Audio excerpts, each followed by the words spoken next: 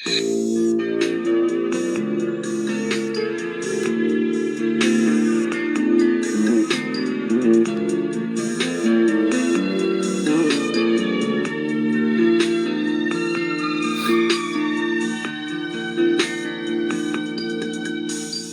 dating landas ko, di alam kung saan patungo.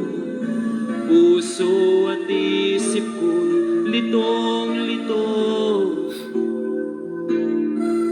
Ngunit ikaw, Jesus, ang sa'kin nagbigay gabay. Inakay mo ako sa landas ng buhay. Ang puso ko'y nagagalak na magpuri sa ngalan mo. Ang ibig ko'y laging laan sa pagsamba lamang sa'yo. Tunay ngang dakila ka, O Diyos, sa buhay kong ito. Kaya't walang hanggang papuri ang alay. Ang alay ko sa'yo.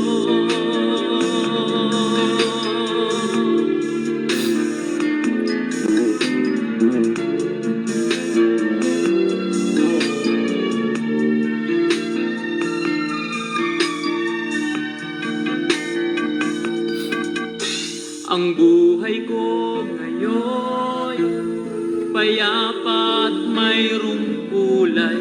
Pinatawad at pinago mong tunay. Tanging ikaw, Jesus, ang aking pag-asang taglay.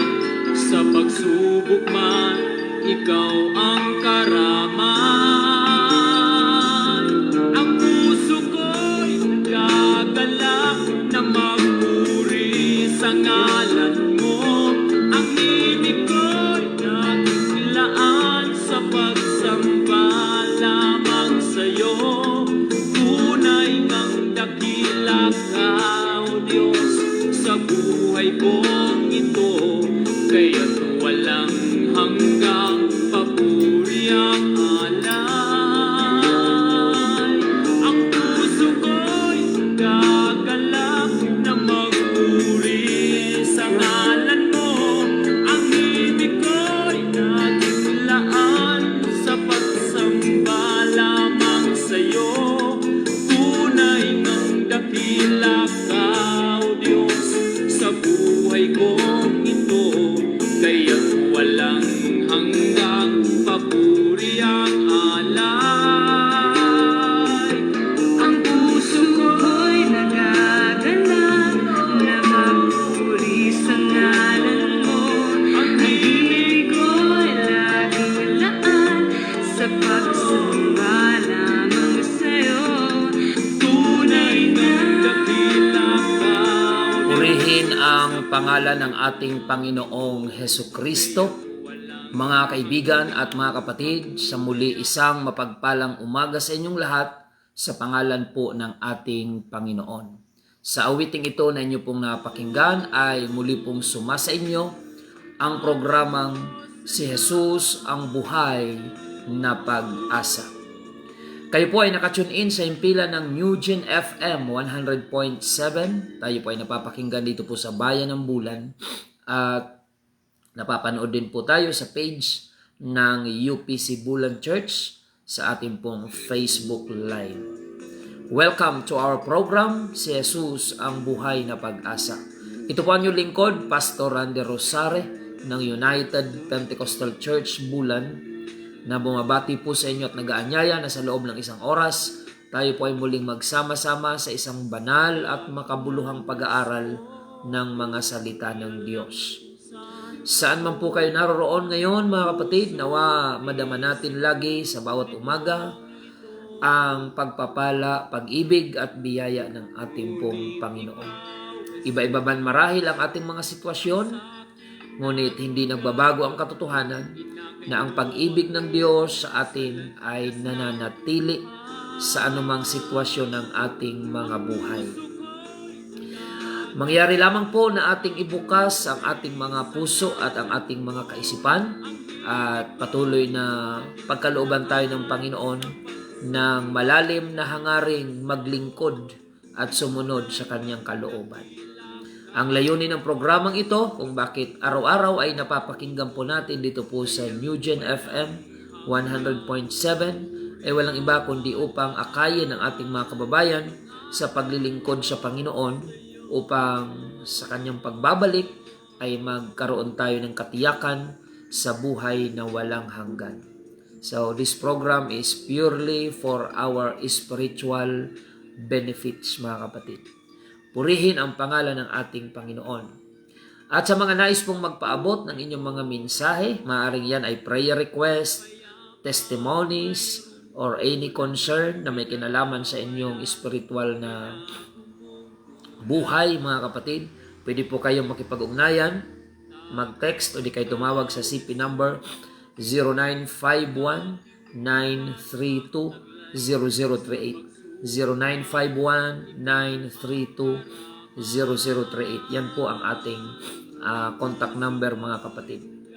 Ngayon po ay araw ng Biyernes at may mga schedule po ng Bible study sa araw na ito.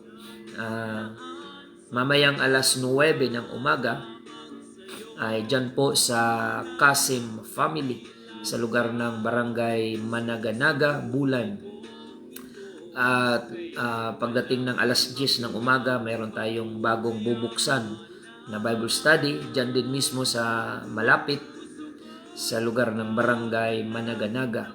At mamayang hapon, mga kapatid, mayroon tayong Bible study dyan po sa Barangay Biton, Magallanes. So, bali, 4 na taon na po na anniversary ng ating binuksan na gawain dyan sa Barangay Biton, Magallanes. At sa lahat ng mga kapatiran dyan, good morning po sa inyo. Ang Broselo family, Del Monte family, Bueson family, Labini family. Mamaya po magkita-kita po tayo at mag-invite tayo ng mga bisita na makakapakinig po ng salita ng ating Panginoon. Purihin ang Diyos, mga kapatid. Nais nating batiin si Nanay Alice Giocado dyan po sa Barangay San Juan Daan, Bulan. Pagpalain kayo ng Panginoon ang Giocado family. At maging si Nanay Levy dyan po sa Barangay Hamor Awon, Bulan. Pagpalain po kayo ng Panginoon. Si Nanay Ida at maging dyan sa Basyaw, si Nester Giselle and Brother Rowie. I-bless po kayo ng ating Panginoon. Ganon din dyan sa lugar po ng Bigin Daan, si Nanay Mili Guelas. Ayan, sila po yung bagong baptized, mga kapatid. Salamat sa ating Panginoon. Nung nakaraang Miyerkules ay meron tayong 3 na bagong nabautismuhan sa pangalan ng Panginoong Hesukristo. Bunga po ng ating radio program, Bible studies, at evangelism. Magkakasamang effort na ating pong ginagawa by all means to save souls. Good morning kay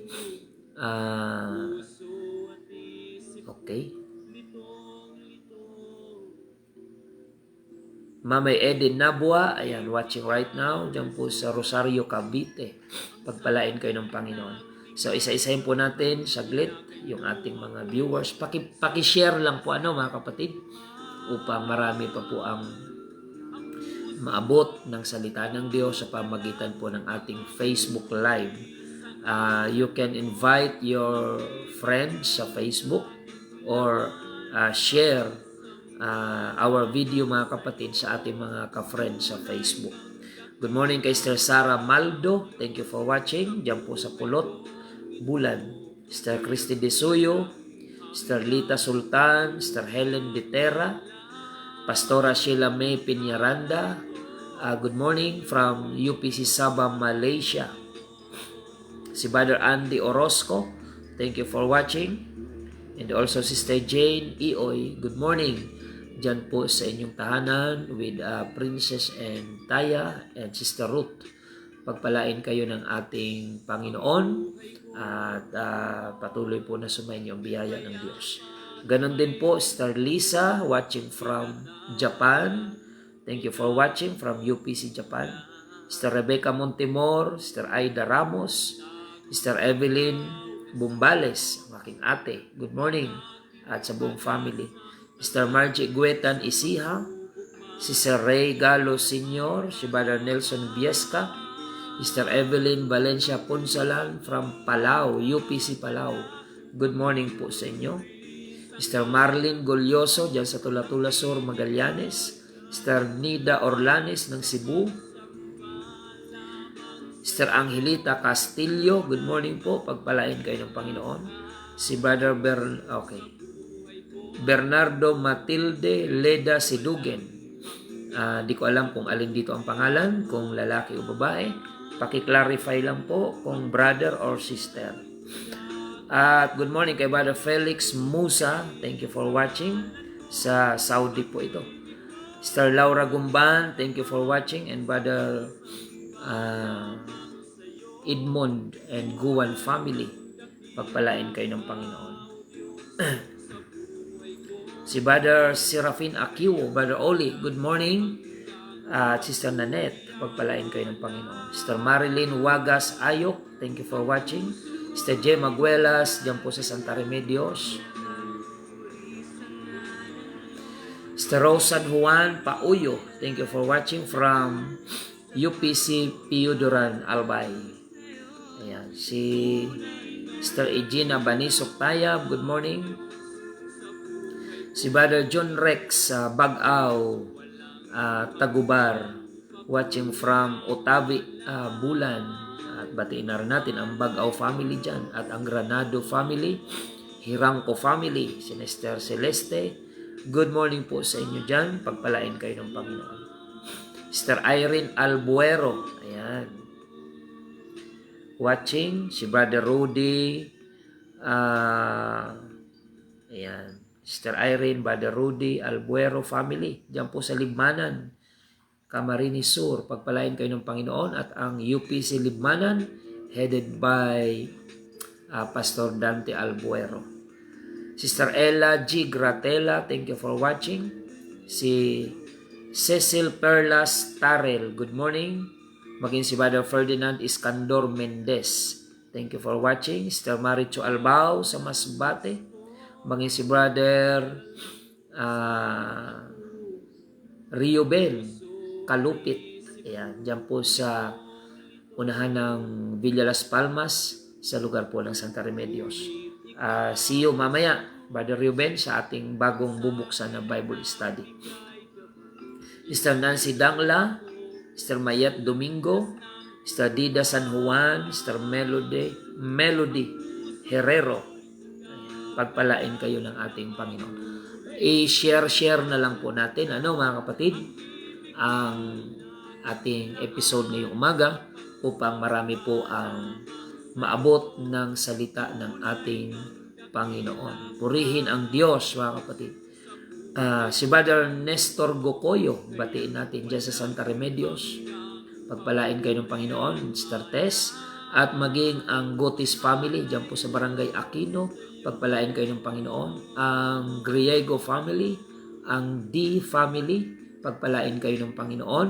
At maging ang Asuela family, si Nanay Omi. At maging ang Asul family, ayan, puro po yan sa Barangay Aquino. Maging ang Guyal family. Dumadami po ang ating mga kapatiran dyan sa Barangay Aquino. Pagpalain kayo ng Panginoon, mga kapatid, at patuloy tayo na maging masigasig sa paglilingkod sa ating Panginoon. At sa pagkakataong ito, tayo po ay dadako sa salita ng Panginoon. Ngunit bago po yan, tayo po muna ay mag-announce ng mga schedule ng ating pagsamba. Bukas, araw ng Sabado, magsisimula ang ating pagsamba hanggang Linggo po yan. Sa iba't ibang lugar, 3 batch po yan sa 3 nating congregation na pinangasiwaan dito po sa UPC Bulan Church. Diyan po sa UPC Magsaysay Bulan, ang pagsamba natin dyan ay araw ng Sabado, alas 6:30 ng umaga.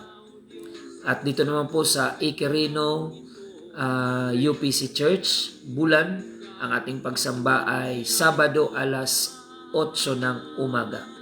So yan po mga kapatid ang ating schedule.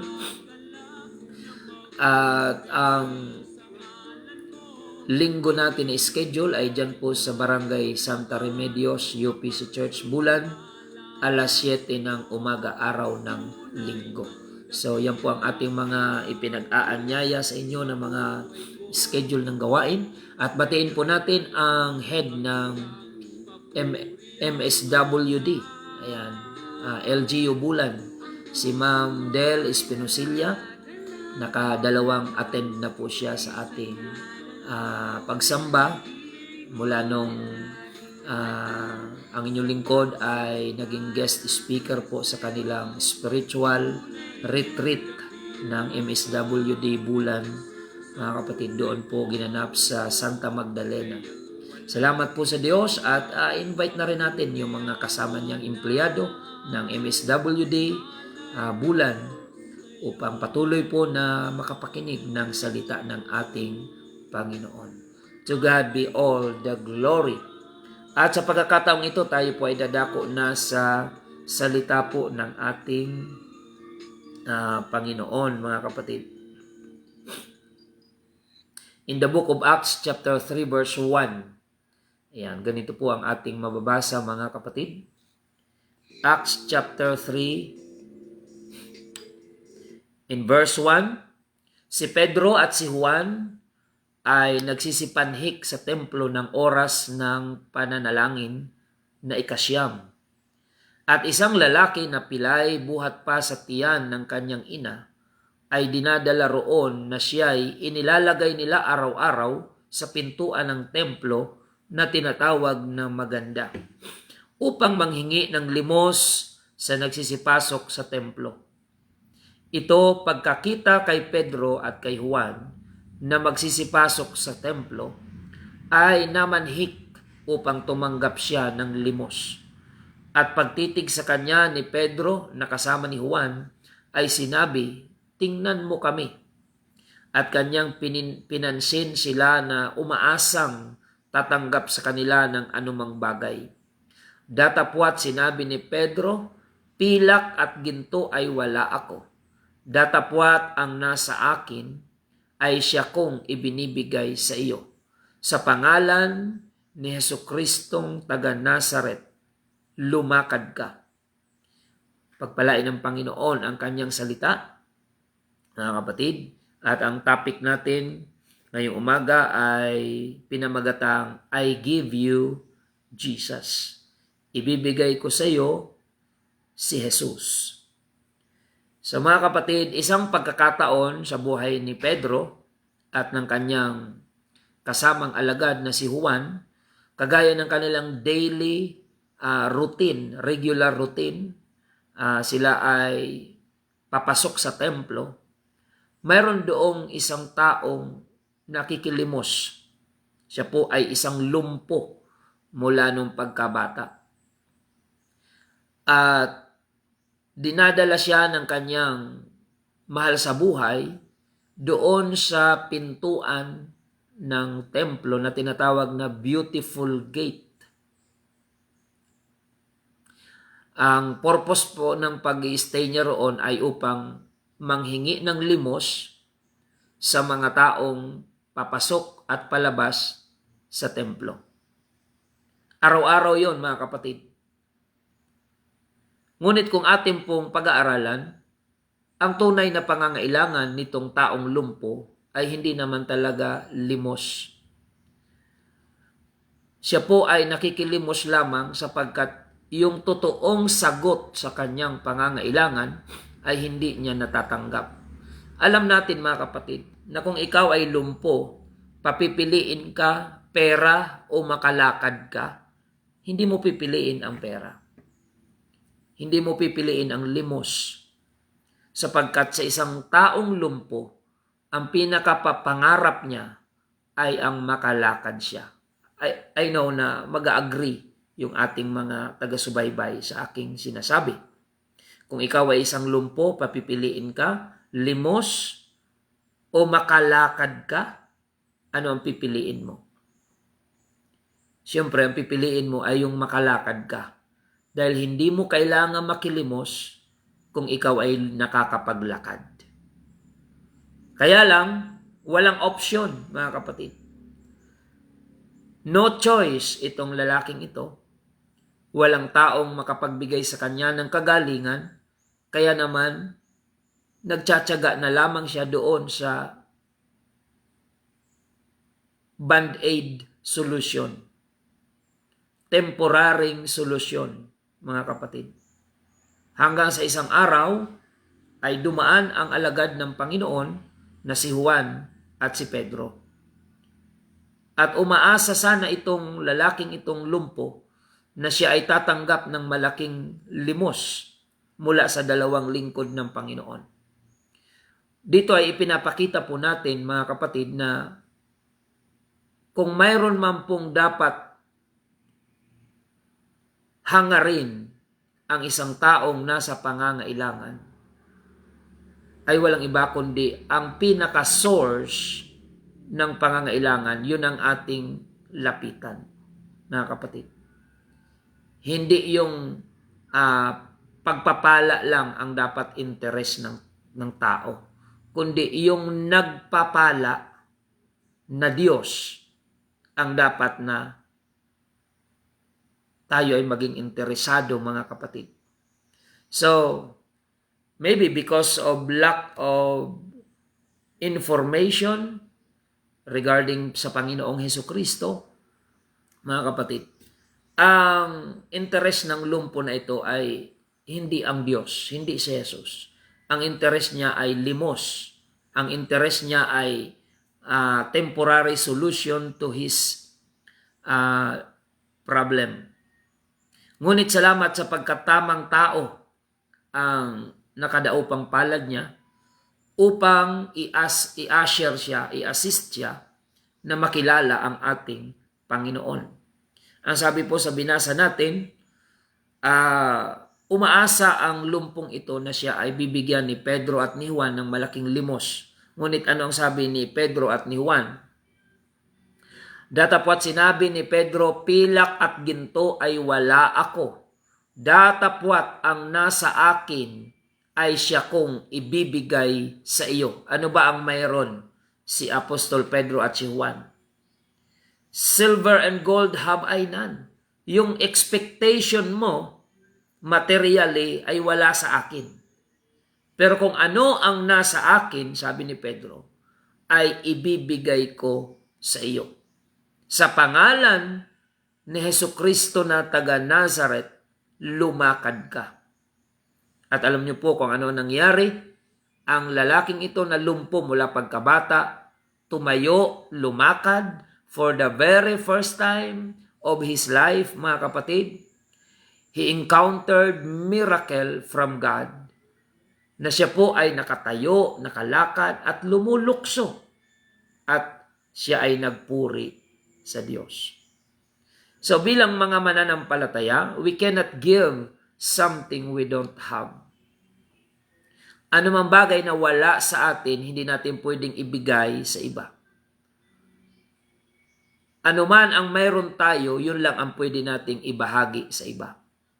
Kaya mga kaibigan at mga kapatid, ngayong umaga, ano man ang ating pangangailangan, yung sagot sa ating pangangailangan, yung source, mga kapatid, to the answer of our prayers or need, mga kapatid, yun ang dapat na makilala natin.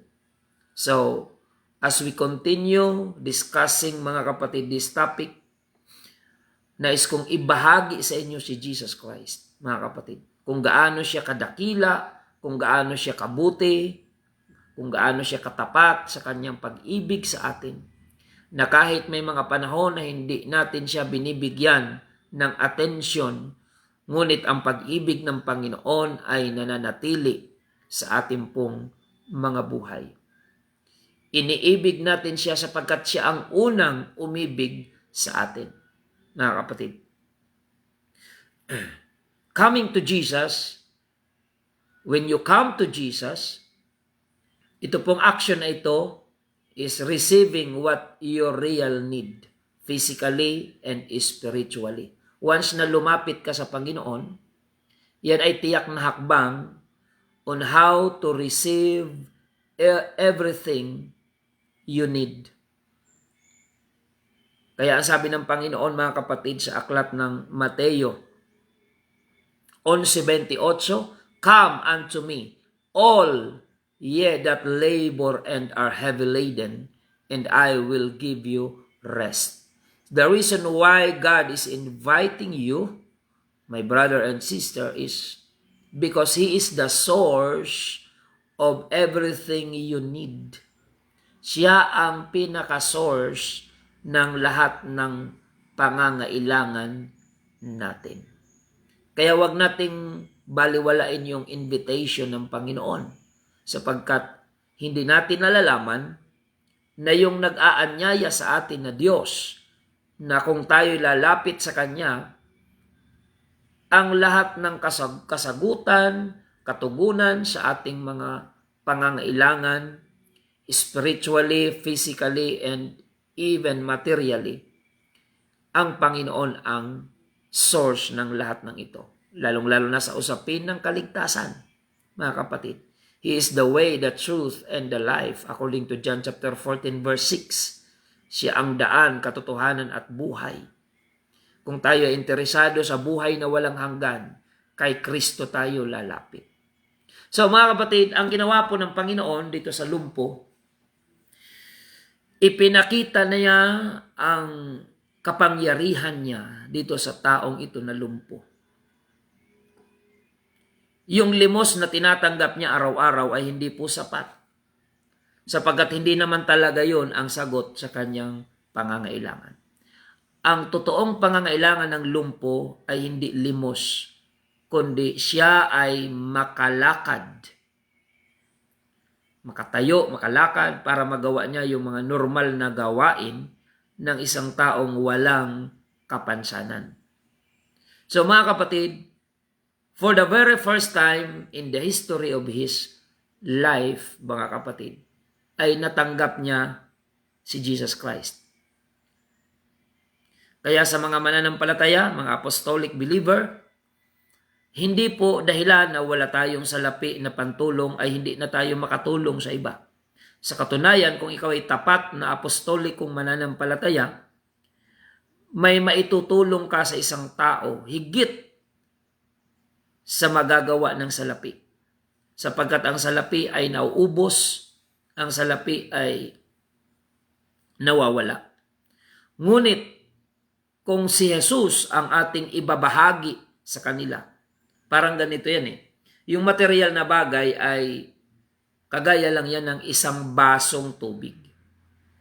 Pero pag si Jesus ang ipinakilala natin doon sa tao, para natin siyang dinala doon sa bukal mismo. So alin ba ang dapat mong piliin? Yung isang basong tubig o yung bukal mismo ng tubig na doon ka mananatili? Di po ba mga kapatid, if you are wise, hindi mo pipiliin yung isang basong tubig? Ang pipiliin mo ay ang source or bukal ng tubig. Parang ganon ang senaryo, mga kapatid. Humihingi siya ng limos para siyang isang basong tubig. Pero ang ibinigay ni Pedro sa kanya ay ang source or bukal ng tubig, which is the Lord Jesus Christ. Kaya anuman ang ating pangangailangan ngayon, kapatid at kaibigan, ang kailangan mo ay ang bukal. Hindi po sasapat ang isang basong tubig para ipatid ang ating kauhawan. Ang kailangan natin ay ang unlimited source na sa oras na kailangan mo anytime ay mayroon kang makukuha. At upang yan ay magkaroon ng pangyayari, si Jesus ang dapat nating matanggap sa ating pong mga buhay. Pansinin po natin kung pag-aaralan natin the whole chapter of Acts chapter 3. Pagkatapos na pagalingin ng Panginoon itong lumpo na ito, wala nang record sa Bible na siya ay bumalik doon sa beautiful gate upang makilimos. Why? Sapagkat hindi naman talaga limos ang kailangan niya. Ang kailangan niya ay si Jesus Christ. Alam niyo po ba mga kapatid, that if we have Jesus, we are complete. Kapag nasa iyo ang Panginoon, kompleto ka, regardless kung ano man ang pinagdadaanan mo pang sitwasyon ngayon. Kapag nasa iyo ang Panginoong Jesus, you are complete. Sa kabilang banda naman, kahit sa tingin mo ay nasa iyo na ang material na mga bagay, lahat ng yaman ng mundo. Sabi po ng Matthew 16:26, ano ang pakikinabangin ng tao kung makamtan niya ang buong sanlibutan at mapapahamak ang kanyang buhay o kaluluwa? Ano ang pwedeng itumbas sa kanyang kaluluwa? So mga kapatid, if you have Jesus, regardless of your situation, you are complete. Kapag nakilala mo ang Panginoon at tinanggap mo ang Panginoon, kahit meron ka pang mga pinagdadaanan ngayon na mga hamon ng buhay, I can say that you are complete. All you have to do is to keep closer your relationship, keep closer to God. Because ang sabi ng Panginoon, humingi ka at ikaw ay bibigyan. Kahit sa ngayon ay wala kang hawak na mga bagay-bagay, ay nagbigay naman ang Panginoon ng assurance na kung ikaw ay kakatok, ikaw ay pagbubuksan. Kung ikaw ay hihingi, ikaw ay bibigyan. At kung ikaw ay hahanap, ikaw ay makakasumpong. So yung pangako na yan ng Panginoon ay tiyak at totoo. Kaya kahit wala kang hawak ngayon ng mga material na bagay, but if you have Jesus, you have the source. And if you have the source, I can say that you are complete. Kompleto ang buhay mo. Kaya lang, ma-appreciate mo lang yan kung ikaw ay nabubuhay sa pananampalataya. Because the just shall live by faith, mga kapatid. Kung sinasabi mo na ikaw ay Kristiyano at nakakakilala ka na sa Panginoon, pero ang turing mo sa buhay mo ay kulang, pero Kristiyano ka na, hindi mo naiintindihan yung tunay na paglilingkod sa Panginoon. Mga kapatid. Kaya sa ating mga taga-subaybay, baguhin natin ang ating mga pananaw. Ang Panginoon ang siyang kumukumpleto sa ating pong mga buhay. Mateo 11:28, magsiparito sa akin kayong lahat na nangapapagal at nangabibigat ang lubha at kayo'y aking papagpapahingahin. Isaiah chapter 1 verse 18, come now and let us reason together, saith the Lord. Though your sins be as scarlet, they shall be as white as snow. Though they be red like crimson, they shall be as wool. Magsiparito kayo ngayon at tayo'y magkatwiranan, sabi ng Panginoon. Bagaman ang inyong mga kasalanan ay maging tila mapula, ay magiging mapuputi na parang niebe. Bagaman maging mapulang gaya ng matingkad na pula, ay magiging parang balahibo ng bagong paligong tupa. Purihin ang Panginoon. So yan po yung benepisyo ng paglapit sa Diyos. Aayusin ng Panginoon ang ating buhay. Ano mang gusot ang mayroon tayo sa buhay na ito, sa presenteng buhay. When you come to Jesus with complete surrender to His will, mga kapatid, kapag sinuko natin sa Panginoon ang ating buhay, hindi lamang tayo magpipretend na tayo ay okay. Alam nyo, kapag Diyos na ang kaharap mo, di mo na kailangan mag-pretend na ikaw ay okay when you are not okay. Minsan kailangan natin yang gawin sa opisina. Kahit hindi ka okay, hindi ka naman pwedeng pagdating sa opisina ay dadalhin mo yung problema mo sa bahay. Sabi nga sa kasabihan, anong problema nyo sa bahay, huwag niyong dalhin sa trabaho. Sa mundong ito, many times you need to pretend to be okay even though you are not okay. Yan, pagdating sa mga bagay na ginagampanan natin dito sa mundo, kahit hindi ka okay, kailangan ang dating mo sa kanila, ikaw ay okay. Pero kapag Diyos na po ang iyong kaharap, you don't need to pretend that you are okay when you are not okay. Sabi nga ng isang mga ngaral, it's just okay not to be okay. Kapag lumapit ka sa Panginoon, be honest, be yourself. Amen. Kung ikaw ay nahihirapan, pwede mong sabihin sa Panginoon. Kung ikaw ay nagkukulang, pwede mong sabihin sa Panginoon. Kung ikaw ay napapagod, pwede mong sabihin sa Panginoon. Alam nyo, sa opisina, hindi mo yan pwede sabihin. Pagdating mo sa opisina, sabihin mo sa boss mo, boss, pasensya na ka na, pagod ako. Di ako nakatulog magdamag. Hindi mo yan pwedeng sabihin sa opisina. Wala silang pakialam kung ano ang pinagdadaanan mo. Ang interes lang ng company sa iyo ay ang maitutulong mo sa kanilang kumpanya. Pero yung mga baggages mo, mga baggage mo sa buhay, wala silang pakialam dyan, mga kapatid. Pero ibahin natin, kapag tayo ay lalapit sa Panginoon, you don't need to carry your burdens anymore. Ano sabi ng Panginoon? Ilagak nyo sa Panginoon ang lahat ng inyong mga kabalisahan sapagkat ipinagmamalasakit niya kayo. Cast your burden upon the Lord, for He cares for you. Ayan. Iba magtrato ang Panginoon kumpara sa mga boss natin sa opisina, sa company. Sa company, after lang sila sa benepisyong makukuha sa iyo, mga kapatid. Pero when you come to Jesus, wala namang kailangan ng Diyos sa atin. Materially, lahat ng bagay na meron tayo, pag-aari naman yan ng Panginoon, mga kapatid. Kapag lumapit tayo sa Diyos, tayo ang may kailangan sa Diyos. Hindi ang Diyos ang may kailangan sa atin. Pag hinire ka ng isang company, ang company may pangangailangan sa iyo. Halimbawa, ikaw ay eksperto sa isang, halimbawa sa technology. Ayan, i-hire ka ng company dahil sa expertise mo sa technology. Ganon yun, mga kapatid. Babayaran ka kasi kailangan nila yung talento mo. Pero wala silang pakialam sa pribado mong buhay.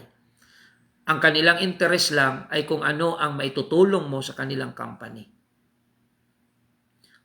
Pero ang Panginoon, iba, mga kapatid. Pag tayo lumapit sa Diyos, hindi naman ang Diyos concerned sa kung ano ang ating nakaraan, mga kapatid. Basta't ang mahalaga, ang Diyos ay ating lalapitan na may pagpapakumbaba, pagsisisi, at pananalig sa Kanya. Lilingapin tayo ng ating Panginoon. To God be all the glory.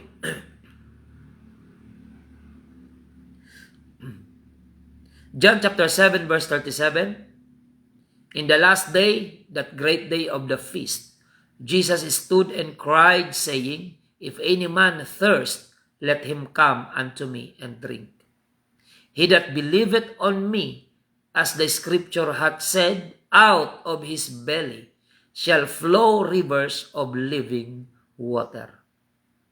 Nang huling araw nga ng dakilang araw ng kapistahan, si Jesus ay tumayo at sumigaw na nagsasabi, kung ang sino mang tao'y nauuhaw ay pumarito siya sa akin at uminom. Ang sumasampalataya sa akin gaya ng sinasabi ng kasulatan ay mula sa loob niya ay aagos ang mga ilog ng tubig na buhay. Ayan, mga kapatid. Dahil ang Panginoon ang source, mga kapatid, kailangan nating i-connect ang ating sarili sa Kanya upang dadaloy sa atin yung ilog ng tubig na buhay. 2 Corinthians 5:20, Now then we are ambassadors of Christ, as though God did beseech you by us. We pray you in Christ's stead, be ye reconciled to God. Kami nga'y mga sugo sa pangalan ni Kristo, nawaring namamanhik ang Diyos sa pamamagitan namin. Kayo'y pinamamanhikan namin sa pangalan ni Kristo na kayo'y makipagkasundo sa Diyos. So ang ginawa, Panginoon, ang ginawa mga kapatid ng mga alagad, si Pedro at si Juan, sila po ay nagsilbing ambassador of Jesus Christ. Ano po ba ang papel ng mga ambassador? Nire-represent niya yung kanyang bansa doon sa bansang kanyang kinaroroonan. Halimbawa, ambassador ng Pilipinas sa Amerika. Ayan, anong trabaho niyan? Nire-represent ng ambassador yung kanyang bansa doon sa bansang kinaroroonan niya. Tayo mga mananampalataya, we are God's ambassadors. We represent the Lord Jesus Christ, the way we live, the way we walk, the way we talk, the way we think. Mga kapatid, we represent the Lord Jesus Christ. He is the King of Kings and the Lord of Lords. So tayong mga mananampalataya, tayo ay mga ambassadors of the kingdom of God. Kaya kahit narito tayo sa lupa, ang lagi nating nire-represent sa mga tao rito ay ang Panginoong Hesukristo. Kagaya ng ginawa ni Pedro, inaasahan sana ng lumpo na siya ay tatanggap ng limos mula kay Pedro at Juan. Ngunit sinabi ni Pedro at Juan, ginto at pilak ay wala ako. Ngunit siyang nasa akin ay siyang ibibigay ko sa iyo. Sa pangalan ni Jesucristong taga Nazareth ay lumakad ka. And instantly, when he followed the instruction of Peter and John, miracle took place. Nung siya ay tumayo, by faith yun. Alam nyo, alam naman niyang lumpo siya. Bakit siya susunod kay Pedro para tumayo? Alam niya nga, mula pagkabata, di siya nakakatayo. That was an act of faith. Yan po ay act of obedience and act of faith. Hindi siya susunod para tumayo sa sinabi ni Pedro kung wala siyang pananampalataya. Sapagkat alam na alam niya, mula pagkabata, hindi siya nakakatayo. But when Peter and John said, rise up and walk, instantly nagkaroon siya ng pananampalataya that he can walk. Kaya yung pananampalataya na mayroon siya, umaksyon siya, sumunod siya doon sa sinabi ng lingkod ng Panginoon. So kaya kaibigan at kapatid, maaaring ikaw ay lumpo sa problema. If you believe that you can walk, do it. Rise up and walk. Huwag kang malugmok kung alam mong ang Panginoong Hesus ay makakatulong sa iyo. Regardless kung gaano man kabigat ang pinagdadaanan mo. Basta't sumunod ka na may pananampalataya sa Panginoon, miracle will happen. Mga kapatid, ang mga taong pinaghihimalaan ng Diyos ay ang mga taong humahakbang sa pananampalataya. Imagine mga kapatid, kung ang lumpo na ito ay hindi sumunod sa instruction ni Pedro, baka hanggang ngayon lumpo pa rin siya. Kaya may milagro sa pagsunod. Hindi siya nakipagtalo, pwede naman sanang sabihin niya, bakit mo ako pinatatayo? Nakita mo na ngang mula pagkabata ako ay lumpo. Para bang kung wala kang pananampalataya, mainsulto ka. Na alam ng tao na lumpo ka, pinapatayo ka. Pinapalakad ka, pinapalukso ka. Lumpo ka nga alam nila yon. Kung wala kang pananampalataya, parang insulto sa iyo yon. But if you have faith, it's a challenge mga kapatid. Na kahit alam mo na ikaw ay lumpo, a-action ka if you have faith. Tatayo ka, lalakad ka. Dahil alam mo na ang Diyos ang sumasa iyo. Purihin ang pangalan ng ating Panginoon. So nawa ay may natutunan tayo dyan mga kapatid. Yung lumpo hindi siya nakipagkatuwiranan. Hindi niya sinabi kay Pedro, ano ba kayo? Hindi niyo ba nakikita na lumpo ako? Ba't niyo ako pinalalakad at pinatatayo? Nagkaroon siya ng pananampalataya sa sinabi ni Pedro, mga kapatid. Kaya ngayong umaga, kung ikaw ay lumpo ng mga problema, pagsubok at kapighatian ng buhay, if you believe to this message that I preached to you this morning, I challenge you to rise up and walk and follow Jesus. Bumangon ka, may pag-asa sa Panginoon. Bumangon ka at humakbang na may pananampalataya if you want to see miracle in your life.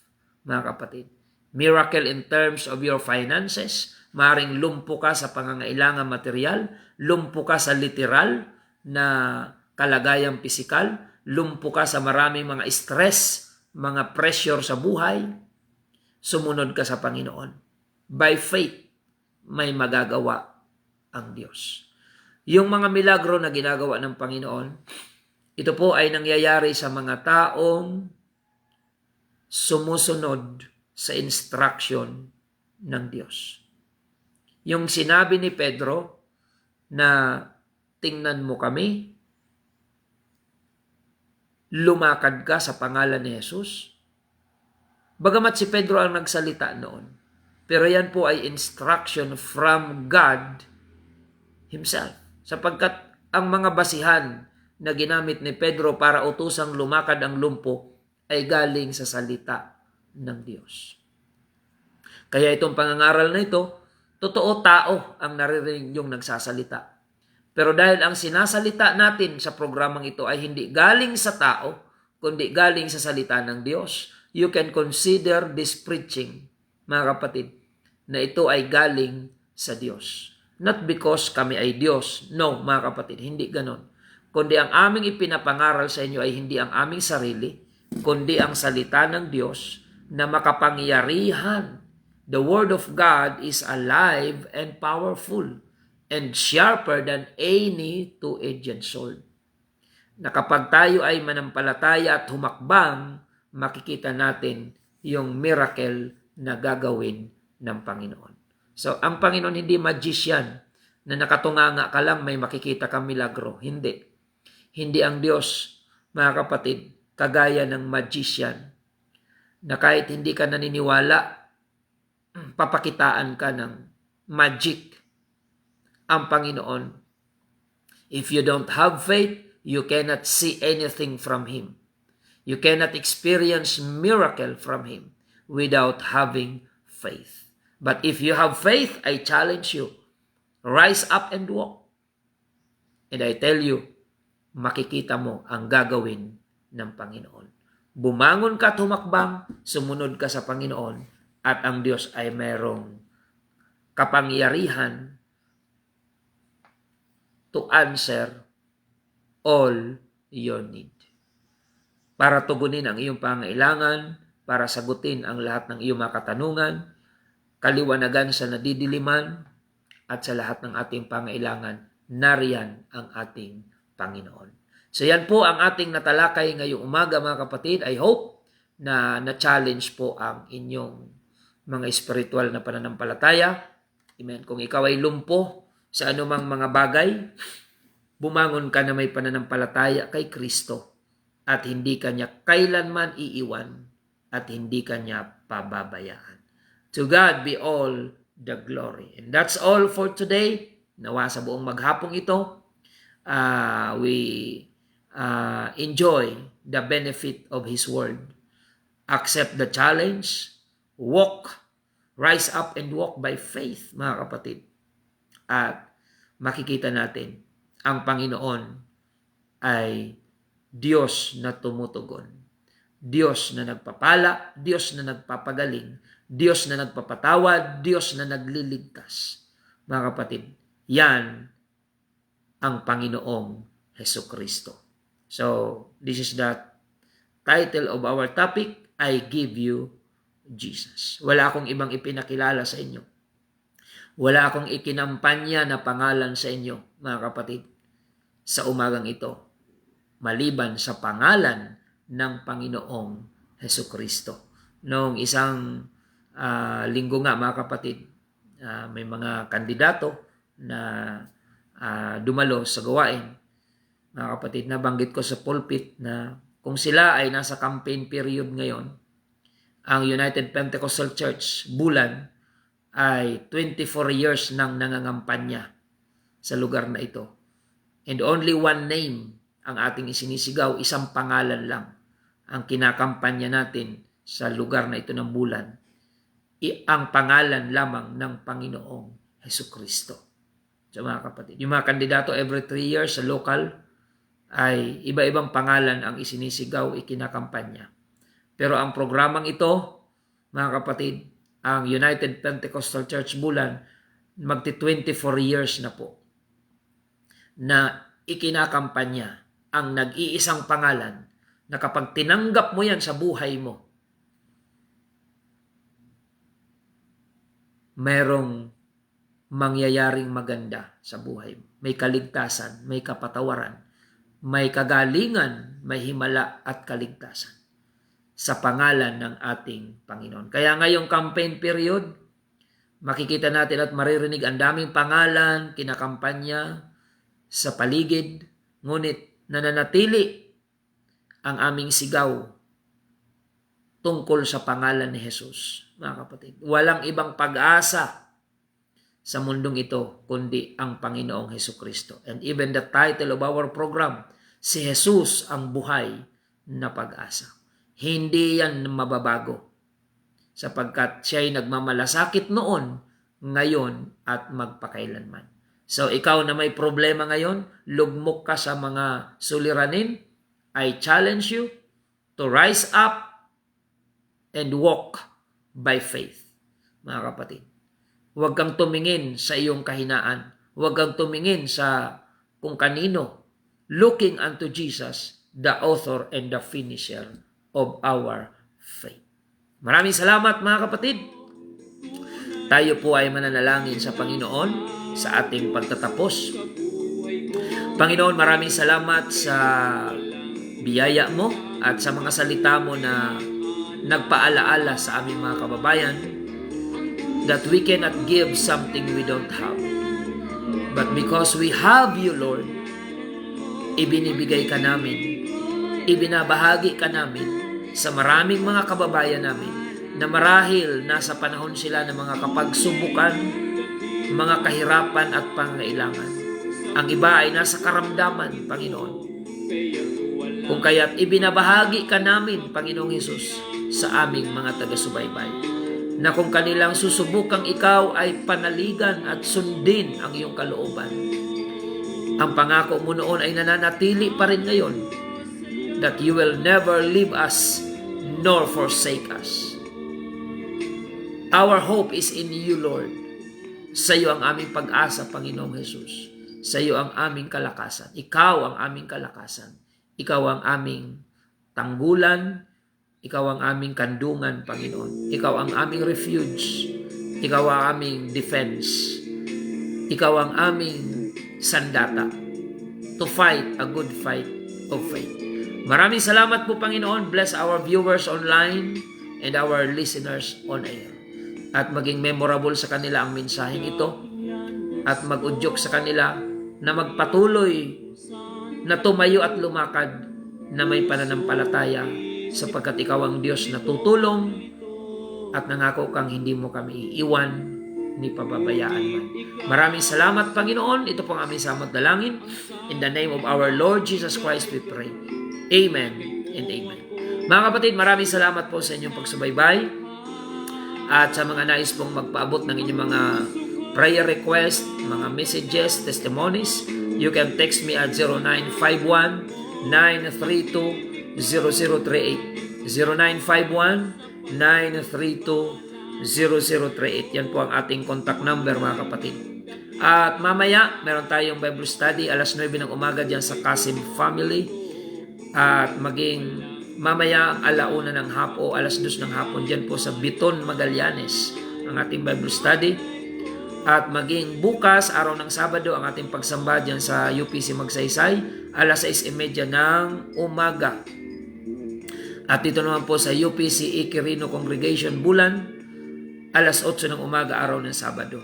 At paglinggo, ang ating pagsamba ay dyan po sa UPC Santa Remedios Bulan, alas 7 ng umaga. Maraming salamat po, Sir Marifi Kalupit. Pagpalain kayo ng Panginoon at lahat ng mga humabol na mga viewers po natin. Pakishare-share na lang po mga kapatid upang mas marami pa ang maabot ng salita ng Panginoon. Maraming salamat po. Ito po ang inyong lingkod, Pastor Randy Rosario ng United Pentecostal Church Bulan na nagpapasalamat sa inyong pagsubaybay at lagi nating tandaan, tanging si Jesus lamang po ang ating buhay na pag-asa.